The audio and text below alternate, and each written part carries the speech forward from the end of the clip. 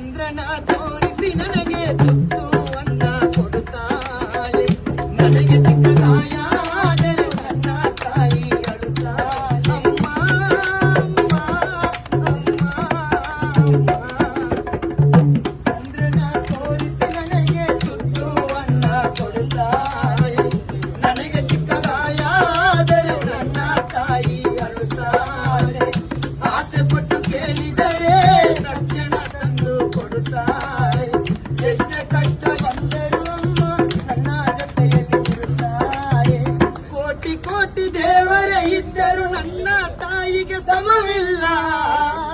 ತಾಯಿ ನೀನು ನೀಡಿದ ಪ್ರೀತಿಗೆ ಬೆಲೆಯೇ ಕಟ್ಟಕ್ಕಾಗಲ್ಲ.